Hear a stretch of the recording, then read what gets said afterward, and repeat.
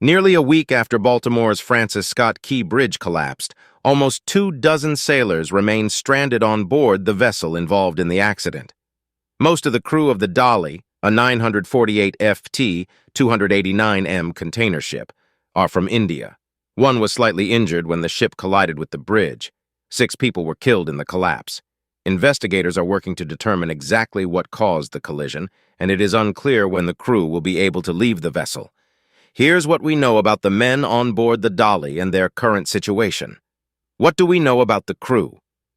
In total, 21 crew members were on board the Dali at the time of the accident, which happened just minutes into the ship's 27-day journey to Sri Lanka. India has confirmed that 20 of them are Indian citizens. Government statistics show that 315,000 Indians are employed in the global maritime industry, about 20% of the total. Indians are second only to Filipinos in the sector.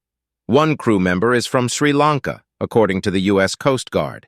An Indian official said last week the crew are all in good health, including the one member with the minor injury, which required stitches. Little else is known publicly about the crew, their background, or their experience. How are the crew members doing? Among the few people to have been in contact is Joshua Messick, the executive director of the Baltimore International Seafarers Center, a non-profit organization that works to protect the rights of mariners. Mr. Messick told the BBC that he has exchanged WhatsApp messages with the crew after arranging delivery of a care package that included Wi-Fi hotspots. He described them as rattled and largely keeping quiet about their situation as the investigation unfolds. "They're not saying much at all to anyone who has been in touch with them," Mr. Messick said.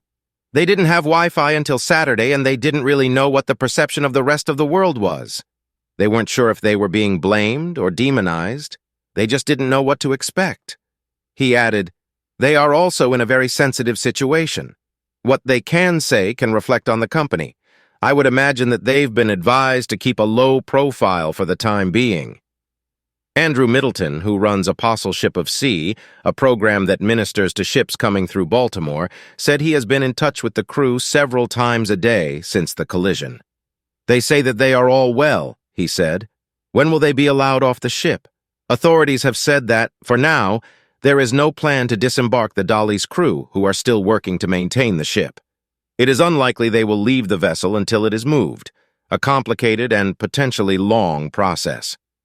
On Friday, Coast Guard Admiral Shannon Gilreath said that moving the Dali is a secondary priority to reopening the port of Baltimore and the shipping channel. Even in normal circumstances, disembarking crews of foreign nationals from ships in U.S. ports requires significant paperwork. In addition to visas, the mariners need to have valid shore passes that allow them to get off the ship. They also need escorts to take them from the ship to the terminal gate, although that function can be performed by the various nonprofits that work with mariners in the area. It is unclear whether the Dali's crew have the required paperwork to disembark. The Unified Command overseeing the response to the Baltimore accident told the BBC on Monday that it is unclear how long the investigation will last, and, until the process is complete, the crew will remain on board. Chirag Bari, a veteran Indian seafarer who now serves as the International Operations Manager of the UK-headquartered International Seafarers Welfare and Assistance Network, said that he believes it will likely be a matter of months until all the mariners are able to return home. "Maybe after a few weeks some of the junior ranks may be repatriated home," he said. "But it may be that the senior ranks are still required to complete the formal investigation and are kept in the U.S. What does the crew need? The crew of the Dali is well supplied with food, water, and other supplies originally intended for their voyage to Sri Lanka. The crew will also be able to receive packages from the non-profits that work with mariners, which Mr. Messick said would include baked goods and other treats. The more pressing needs are psychological, say Mr. Messick and Mr. Bahri. The former said that combating tedium and boredom when not working is among the greatest challenges when seafarers are isolated for long periods.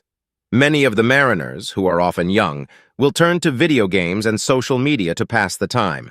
"The happiest ships are the ones where the crew can come together and enjoy each other's company," Mr. Messick said, but that's not always the case. "Kindly like, Subscribe and share your thoughts in the comments section.